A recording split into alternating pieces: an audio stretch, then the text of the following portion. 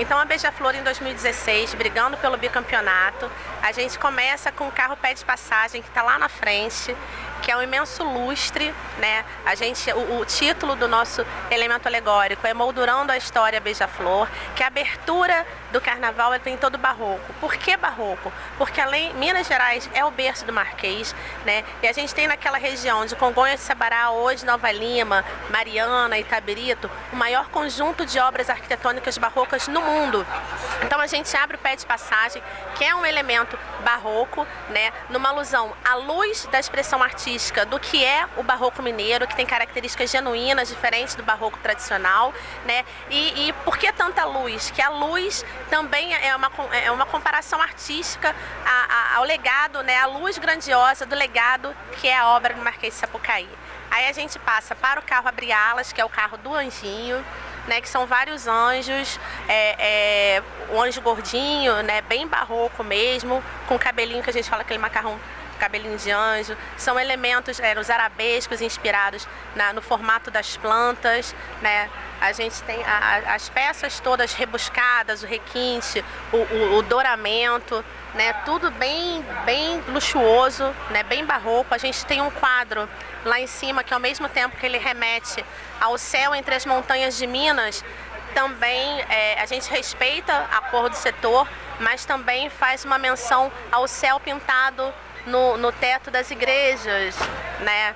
Que as igrejas de Minas também tem muita coisa barroca. Então foi uma inspiração que o Fran Sérgio e a comissão usou para fazer esse carro. O anjo tem movimento. Aí a gente passa muito resumidamente para o carro 2, que é esse carro aqui, que é o carro do ciclo do ouro, né? O mais puro ouro das Minas Gerais, que são as pepitas, as jazidas, as minas auríferas, porque até então a coroa portuguesa estava no Rio de Janeiro. O Brasil era uma colônia essencialmente agrícola, e aí com a descoberta do ouro, os olhos da coroa se voltam para Minas Gerais. A gente tem aqui uma escultura com um livro, porque tudo que era extraído das minas auríferas era registrado nesse livro de registros. A gente tem a figura, o barroco ainda muito presente, porque é muito interligada essa questão do barroco e do ciclo do ouro, né? A escola vem com uma abertura toda dourada. E os evangelizadores, porque quando tem a descoberta de ouro, tem um fluxo migratório muito grande para a região no entorno dessas minas auríferas.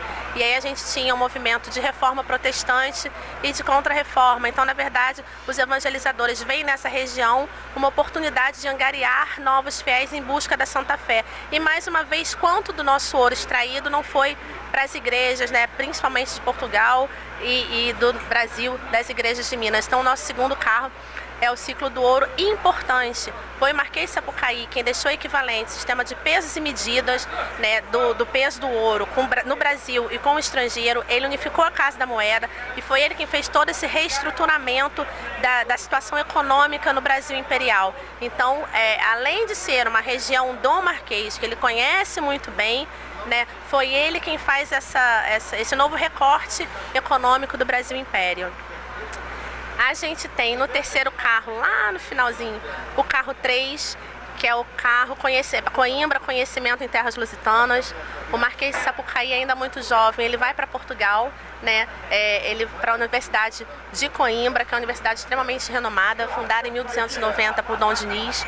A gente tem ali em cima, com uma tocha na mão, as ermas, que são símbolos associados à boa sorte, e a luminária, que é uma alusão à luz do conhecimento, né? A gente tem a deusa da justiça, empunhando a balança, que balança é o símbolo que equilibra os argumentos envolvidos em um julgamento. Tem o relógio da torre, que é um relógio tradicional, e o apelido desse relógio é cabra, então nós temos algumas cabras. Os elementos desse carro foram extraídos do site oficial da universidade. Nós temos uma réplica distante da biblioteca, porque a Biblioteca de Coimbra já foi considerada a quinta maior biblioteca jurídica do mundo. São 7.000 metros de prateleiras e mais de 400.000 exemplares, entre livros tradicionais de direito. E por que ela é tão conceituada? Porque muitos dos magistrados renomados que lá estudaram doaram suas coleções particulares para a Universidade de Coimbra. Então, além de livros tradicionais, nós temos livros manuscritos mesmo, né, livros de registros desses magistrados que lá se formaram. Então, como o nosso samba diz, né, Marquês foi em busca de conhecimento, né, nas terras lusitanas, forma-se bacharel em Direito e volta para o Brasil. A saudade aperta e ele regressa. Quando ele regressa, a gente tem o carro 4. Ele torna-se o executivo do Império, porque mesmo não sendo um nobre de berço, é o carro 4, né, o carro executivo do Império, mesmo não sendo um nobre de berço, ele era um homem muito inteligente, que conhecia muito bem Minas Gerais e o Rio de Janeiro. Ele mora aqui durante muito tempo, e aí ele foi o mestre conselheiro de Dom João VI, Dom Pedro I e Dom Pedro II. Ele exerce dezenas de cargos públicos, né? Ele foi deputado, senador, desembargador, presidente das províncias, enfim. Então, todo esse período, esse recorte histórico, cultural do Brasil Império, ele foi um homem público e muito ativo. Então, por que o dragão? Quando a gente descobre o ouro em Minas Gerais, era preciso vigiar esse trajeto, para onde esse ouro ia. Então vem 2 guardas dos dragões de Minas, de Lisboa, para o Brasil, né? E quando eles chegam aqui, eles tornam-se os dragões reais de Minas, né? É um carro que vem com movimento.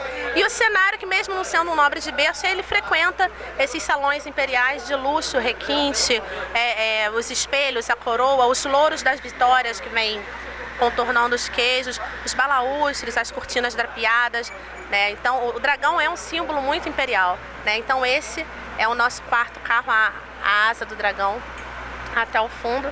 Essa é a nossa 4ª alegoria. Aqui nós temos o nosso 5º carro, né, que é o Marquês pelo Brasil, porque ele, como eu estava, né, conversando com vocês antes, ele desempenha diversos cargos públicos. Ele foi presidente da província do Maranhão, presidente da província de Alagoas, foi desembargador da Relação.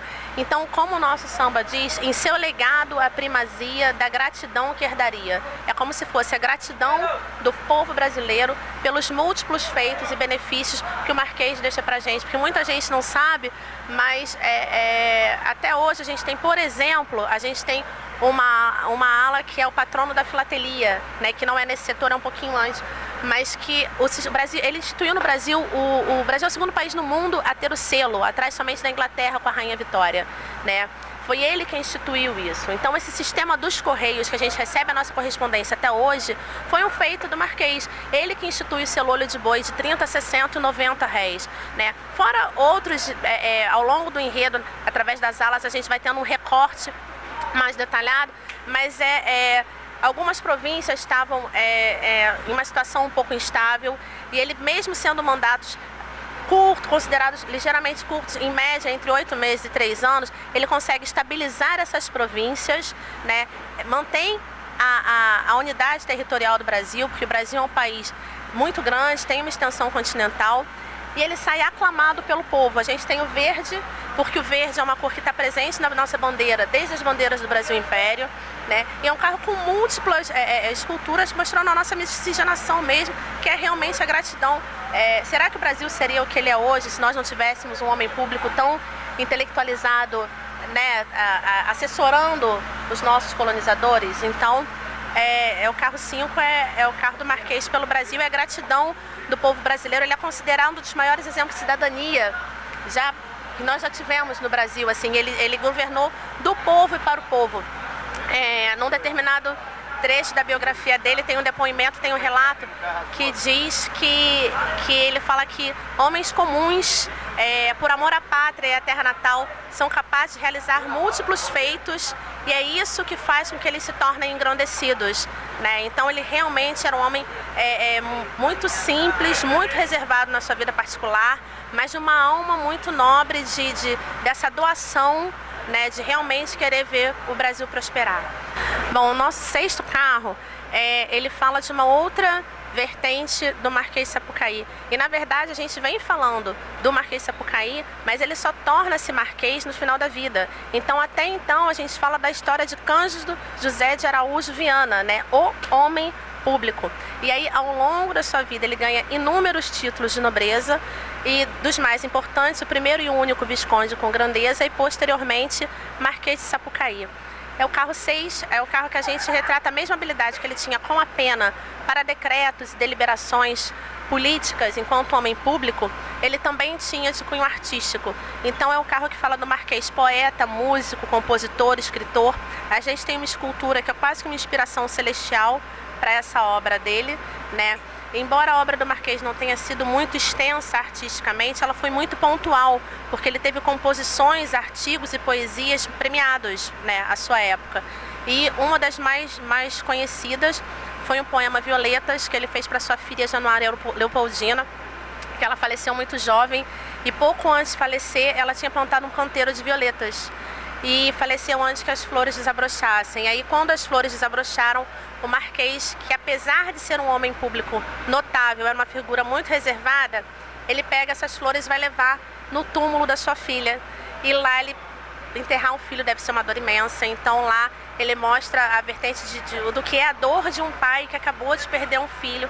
Faz um poema belíssimo de nome Violetas, falando da falta e da saudade imensa que ele sente da sua filha. Então um carro cheio de flores, né? O carro, conforme entra a iluminação, as flores ficam de acordo com a iluminação. A gente tem uma escultura do Marquês no trono e o Marquês vem saudando o público, né? Então, uma homenagem ao Marquês, na Marquês. E o legal desse carro é que a gente tem o Edson Reis, que é um dos nossos diretores de harmonia e desfile, vem caracterizado de Marquês de Sapucaí, numa caracterização feita pelo Biratã Silva, o Birinha, que foi tanto tempo da comissão. Hoje, esse ano ele não participou do projeto, mas vai fazer a caracterização do Marquês, de uma forma dele estar com a gente também no projeto. Bom, e o nosso último carro, né, é esse carro aqui, azul, que é um carro que a gente fecha, aí já é a Marquês de Sapucaí, a avenida, né? A gente tem 6 setores, falando de Cândido José de Araújo Viana, condecorado Marquês de Sapucaí no final da sua vida, e no último carro a gente fala da passarela do samba, a Marquês de Sapucaí. E por que que o carro é todo beija-flor? Foi uma forma que a gente encontrou de fazer uma homenagem ao nosso componente, né? Porque em 1978 o desfile das agremiações se transfere para a Marquês de Sapucaí. E aí a Beija-Flor ganha o título em 1978, ela conquista seu primeiro tricampeonato na Marquês de Sapucaí. A Beija-Flor é a atual campeã 2015, falando de África, na Marquês de Sapucaí. E ao longo desses 38 títulos disputados, com muito trabalho e muito respeito mesmo, é com profundo respeito que nós temos a todas as agremiações, porque quem vive de carnaval sabe o quão árduo, o quanto de renúncia, de imprevisto, de dedicação tem, porque o carnaval é grandioso, o carnaval tem glamour, o dia a dia, então com o maior respeito mesmo a todas as nossas co-irmãs, mas nós tivemos a felicidade de conquistar, desses 38 carnavais disputados, 11 títulos e 12 vice-campeonatos. Então, sendo assim, a Beija-Flor, estatisticamente, ela de fato é a deusa da passarela. Hoje, ela de fato é a deusa da passarela. Então, é um reconhecimento para o nosso componente. Às vezes o pessoal fala, poxa, a Beija-Flor de novo, está nas cabeças de novo. Mas a gente tem um componente que está no ensaio quinta-feira, até 4h30, 5 da manhã, para pegar o Japeri Central 6, 6h30, para vir trabalhar no Rio. Nosso ensaio é às quintas-feiras, então foi uma forma de homenagear, assim, a nossa agremiação, o nosso pavilhão, porque aqui a gente trabalha com profundo respeito, admiração e amor ao pavilhão, de reconhecer a dedicação dos nossos funcionários. Quem faz carnaval é o artista anônimo, né? É o peão do barracão, é o folião, o nosso componente que tá lá, né? O sorriso alegre do sambista mesmo, é a apoteose de todo sambista, é o carnaval. E aí a gente tem a Colombina, o Pierrot, personagens do Corso, que são personagens que surgiram nos salões tradicionais da Europa e que até hoje são fantasias que são constantemente revisitadas nos festejos carnavalescos, né? Então a gente até hoje tem quantas crianças não são Colombina no nosso carnaval. O Pierrot e o Arlequim, que inspiraram os palhaços, né? Que vem da comédia dell'arte, inspiraram os palhaços. Então esse é o carro que a gente fala da passarela do samba Marquês de Sapucaí, da felicidade que nós tivemos, não só nos títulos que foram conquistados, mas na arte, né, na dedicação, no quantos espetáculos memoráveis nós fizemos, né? Então esse é um carro que a gente traz com todos os carros foram feitos com carinho. Eu, particularmente, tenho um carinho muito grande, porque eu sou muito grata a Beija-Flor, a nossa presidência, a nossa diretoria, ao Laíla, né, a todos os meninos da comissão, que está aqui, é um aprendizado diário.